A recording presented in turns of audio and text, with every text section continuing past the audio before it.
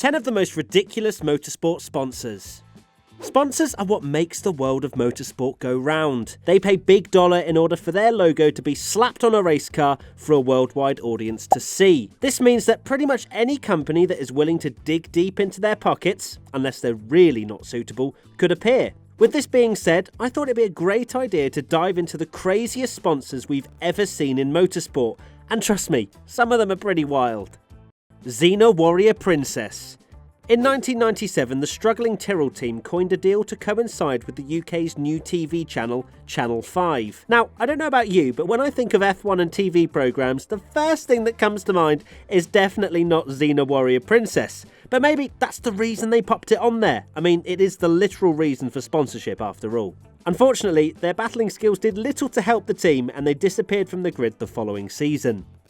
Spam. Everyone's favourite, I'm not entirely sure what that is, meat product. This pre-cooked canned pork delight appeared on Lake Speed's No. 9 NASCAR in 1995. Although for many the thought of Spam makes you feel pretty nauseous, or of James May, the sponsor appeared in NASCAR more than once. Not content with the exposure gained, they returned in 1997, but this time for the No. 91 of Mike Wallace.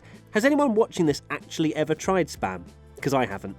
A very naughty website.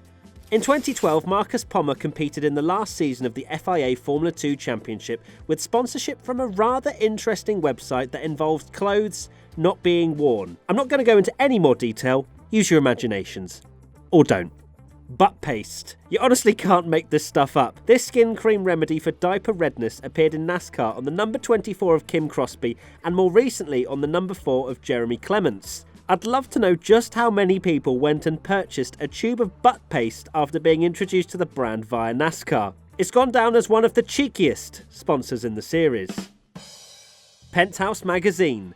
This famous men's magazine sponsored Hesketh Racing during the second half of the 70s. The publication was a mix of urban features, revealing images, and featured a model as their penthouse pet of the month. The magazine worked alongside another sponsor, Rizla, and showed a penthouse pin-up girl holding up the popular rolling paper on the side of the car, a proper 70s vibe. Durex. Behold one of the most famously controversial sponsors in Formula 1. Condom company Durex sponsored the Surtees team in 1976. Although we might find it funny now, back then it caused a massive inconvenience for television broadcasters. The sponsorship deal was so contentious that almost all of the season was deemed unsuitable for broadcast on the BBC, including the British Grand Prix.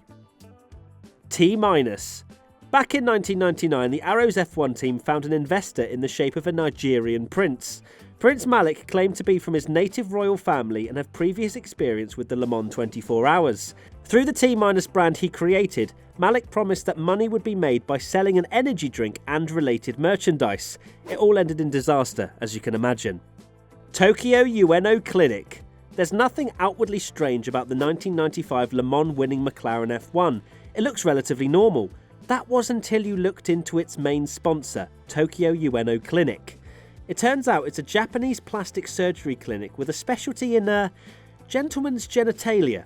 Winning the world's most famous endurance race was great publicity for them and certainly wasn't a flop. Viagra. On that subject, let's talk about this next special sponsor. There are so many puns that could be used here, but we don't know how long we could keep it up. In the early 2000s, Mark Martin raced in NASCAR with Viagra sponsorship. Martin had a long-lasting career but has since retired, although memorabilia of the iconic livery is still a trendy collector's item. Taylor Swift. NASCAR again, and two words we certainly never imagined would be in the same sentence. Juan Pablo Montoya and Taylor Swift. In 2012, everyone's favourite hot-headed Colombian ran a livery with a giant Taylor Swift face on the bonnet as promotion for her album Red. I'm not sure NASCAR fans are Swift's target audience, but hey, maybe after this she conquered the hearts of all motorsport fans and made it a true love story. There you have it, 10 of the most ridiculous motorsport sponsors. Are there any we've missed out that you would have included? Let us know in the comment section below.